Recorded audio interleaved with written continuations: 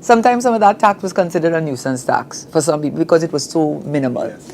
Especially when it was dealing with just the land. When you just had land, you're paying $10 an acre.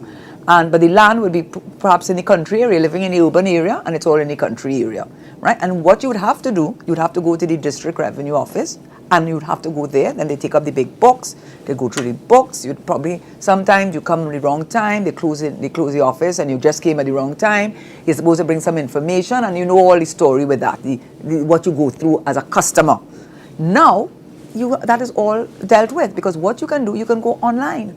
You can pay it online, you can go to TNTech, you can go to WASA, you can pay in your bank. So there is the customer convenience that we do not now enjoy. On top of that, and I think this is an important issue, when people want this issue of transparency, you want to feel, well, I'm paying this tax. What about my neighbor down the road? Now, we can't give you the name of the neighbor, and we can't give you that. That is confidential information, and the site will be secured. But if you want a sense of, well, am I being fairly assessed? And you always have a right to apply. If you feel that the assessment is not appropriate, you always have that right.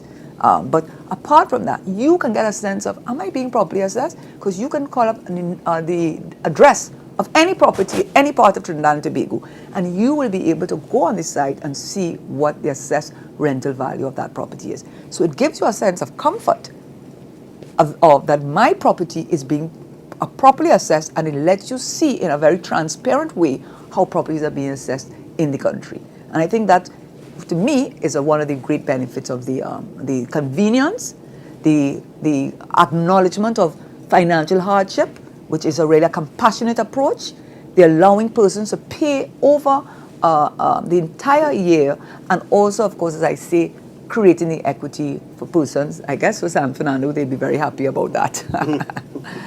They'd be very happy about that. That figure of $1 billion, $1 billion that has been touted, is there any truth in that at all?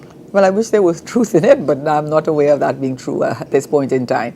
What it really means is, what we indicated is that as the system is implemented, it is a computerized system, you're going to find that with the new tax regime, we expect in the first instance to see a tax take, so to speak, of about $250 million.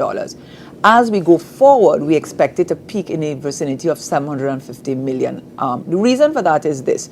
Whilst the valuation department has a number of properties on their system through the regional corporations giving them the data, persons coming in and giving them the data, they themselves going out there and doing the field work. There are a number of properties that are not on the system. And the implementation of this new system using GIS, which is the Geographical Information System, what they're going to be able to do is bring what they anticipate nearly over 200 and something thousand properties which are not on the system currently. So when the valuation division spoke, and I heard him this morning actually on a show, or yesterday I believe, saying that all the properties have been assessed, all the properties on the system have been assessed. What is not so at this point in time, there are many properties that are not on the system, and this new property system is going to bring them on the system. So when you bring on more properties on the system, it only stands to reason that your take in terms of your property tax is going to increase. So what we anticipate, as the system becomes more efficient, as we bring more properties on the system, we expect incrementally that the increase in the property tax over time. But that is the reason. And I should also say that probably what will also impact on it is that when persons make renovations to their property, clearly that is going to impact on their tax. But I want to also say on this point, because it was also raised, is it going to be done every year? No, it's going to be done on every 3 years. That is the agreement. Every 3 years, they're going to be the evaluation. So it's not to say 2007, 2008, 2000, every year. Every 3 years, they're going to do an assessment of the property. And so therefore, if in that interim period, you have done extensive renovations to your property, clearly at the end of that 3-year period, obviously your assessed rental value is going to be impacted by that. And really, I want to say that's one of the things when we talk about the equity in the system. One of the issues has been, under the current system, not the municipal, where you have San Fernando paying 8% and Shogun is paying 10% and so on, under the land and building tax system, a lot, when they did the valuation, some of them in 1948, some in 1960 something, many of these properties, as you will well imagine, probably would have had a simple shack or simple house structure on it. Since that time, fast forward maybe 60 years, it's quite likely what you're going to find on that property is a concrete structure, probably a very impressive structure, but certainly not the shack that was on it originally. Yet, you are paying your property taxes, your assessed rental value on that shack. Now, clearly that has to be corrected, and this is one of the things that this system intends to address. Yes, yes.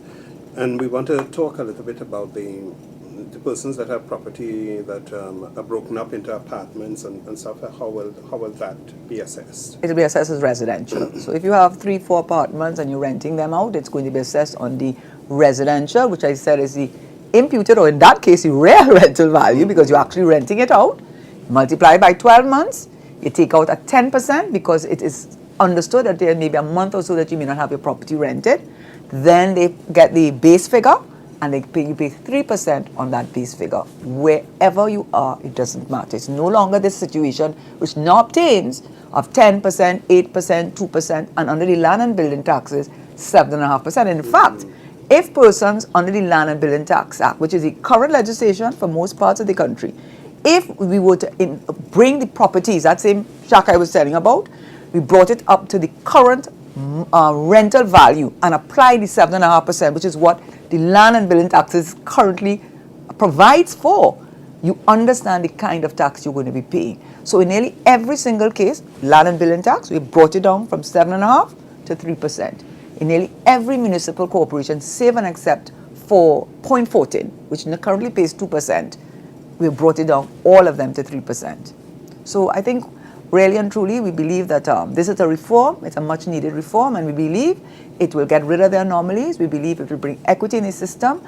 We believe that our approach is compassionate because, as I said, we take account of financial hardship in a way that is not currently obtained under the current legislation. We do not automatically go into forfeiture. That is a provision of the current legislation, and it's a provision that is in most jurisdictions you will find that legislation. Our provision is that we take into account your financial hardship. So it's not a question of the government being heartless.